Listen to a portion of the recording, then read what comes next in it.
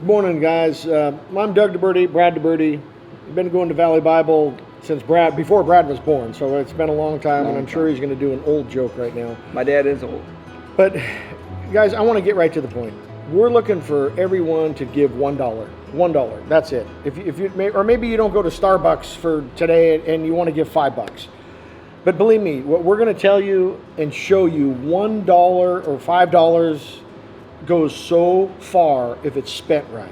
I'm sure a lot of you guys have seen on the news. Obviously, we're on the East Coast now, but there has been a hurricane that has hit the side of the East Coast, and it hit the North Carolina region. Today, a bird's eye view of western North Carolina looks like this, dotted with roads wiped off the map, cutting off entire communities where Helene's torrential flooding changed lives overnight.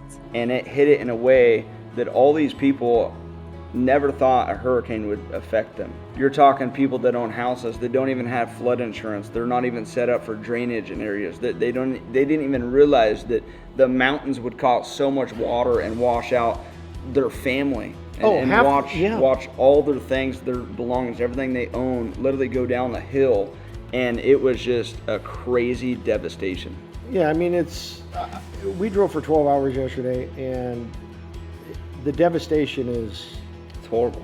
Oh, it's bad. Yeah, I mean, we're going to show you a couple videos as we're going through this, but you have no running water. So the first 3 days, it's going to be okay, but you're going to literally have to use bottled water to do wipe downs on your body because you're not getting no water for a while. And to survive. Yeah, and at nighttime, as soon as it's dark, you're going to need candles. You're going to need something because there is absolutely not going to be no electricity. I have never seen more down power lines in my life. I don't know how they could fix them in a year. I mean, wouldn't you say? I mean, I don't care where we drove, power line after power line. I mean, I don't know how many we drove over. I don't know how many almost hit the top of the truck. But anyway, these communities or organizations that are they're set up. You got all these different stores and everything that are open where most of these people probably work because it's kind of out in the middle of nowhere. But they've got a lot of population. People are running out of money. I mean, right now, we've been bringing how many trucks have we brought up there? Yesterday we drove up 80 trucks. The day before that was full of food, water. I think another 50. And really what my dad and I are trying to just do is just help as many people as possible, but also just make sure it's going into the right hands. And so that's what we've been doing. Is yesterday we spent 12 hours just driving from little community to little community where we actually could, because it's such a bad disaster. We can't get to most places. And the drop-off points are I mean, we're stacking them up as much as possible. Our biggest fear is, as time is going, that people are going to maybe start hoarding stuff to themselves, because you have people that are in they're just giving people out what they hopefully ask for and what they need, but we don't have control of it. And so I think at this point it's been about a week since it's happened. But the worst is to come. The worst thing that's happened is there's so many families that are they don't know where their family members are. I can't even imagine. I'm looking at where the river has gone through and the water, and I'm seeing people's big lawnmowers wrapped around trees. I can't even explain the stuff that's in that river right now because it would just, it's bad. Beyond.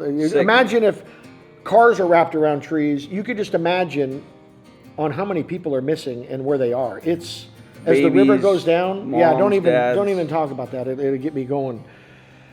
Look, right now, we want to be able to control and help the people that have no homes or nowhere to go. So let me see that. Would you just read this for me real quick? I'm going to put this up on the screen and just listen to this. There's this one message we got. It says the KOA in Statesville needs our community help. They have families at the campground from the mountains. Tomorrow they will have 30 kids with families.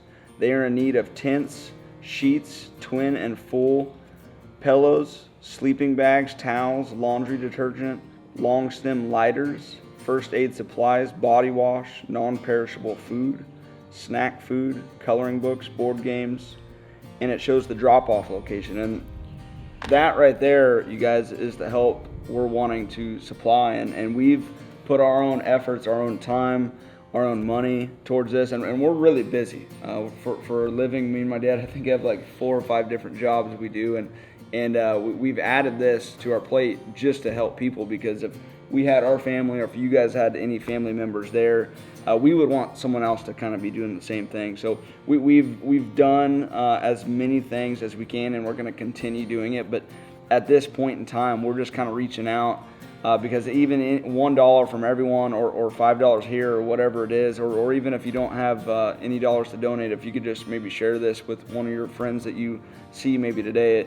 These people need help more than anyone watching right now, because they're in a situation that has literally stopped their life. Yeah, and we're not asking for a lot. And we're going to show you where your dollar is going to, because we have so much control of it that, let's say the fire department, which we're really reaching out to the fire department, because they're in the areas of these little communities to where they know what people need. And there's some older people up there that they have no access to go to the store. They haven't even had wellness checks. Yeah, and they have, imagine that. Imagine your mom and dad or your grandma and grandpa have no water or no electricity.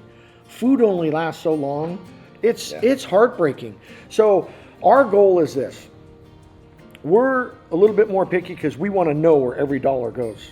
I love dropping water off to these different locations and food, but it's still inside me that and maybe it's because of growing up in Montana with nothing.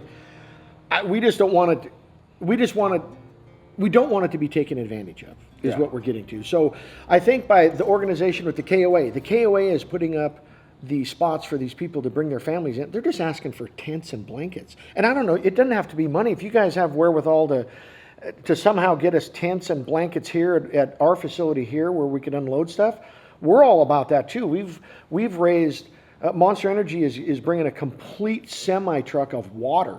They have water in their own cans. Mm-hmm. We have water purifiers that have reached out that they're bringing, I hate to use the number, but like $75,000 worth of water purifiers that'll purify up to 200 gallons of water.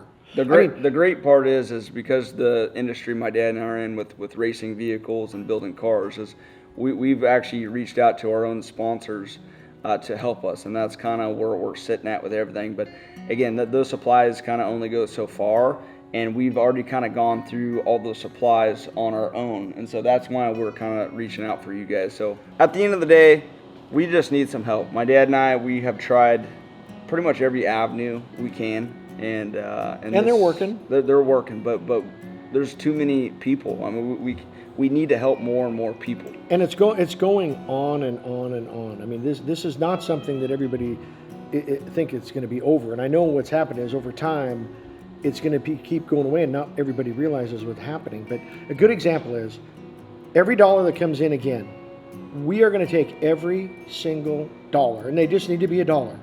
And we're going to make sure it goes to places like the KOA where 30 kids are coming in with 30 families. And those families aren't complete. And they're asking for tents and blankets. And I mean, a tent and a blanket. Now all of a sudden you had a house, now it's a tent and a blanket. You could be assured that we're going to make sure that every dollar goes to where it needs to be. And every day, something else is going to come in. Yeah. And so I don't know what we're going to do or how we're going to be able to keep it going. But we're going to push as long as we can, and we're going to help these families that are in need of things versus what they're not in need of. Yeah, and the great part is with my dad and I in control with everything that we're doing here is we know the area, we live here, we're finding out the places that go daily, and we are going to be the ones handing people the supplies and the things they need, whether we talk to the sheriff, fire department, locals, whatever it is, a friend of a friend that knows that they're struggling. And so that is the best part of this whole thing, is that we know exactly where every dollar is going. So I just want to say thank you guys so much for giving us the time of day. And if it was my family or your guys's, again, we would want someone in place or someone somewhere doing something, and that's what we're doing. Yeah, so we appreciate it. You guys have a great day.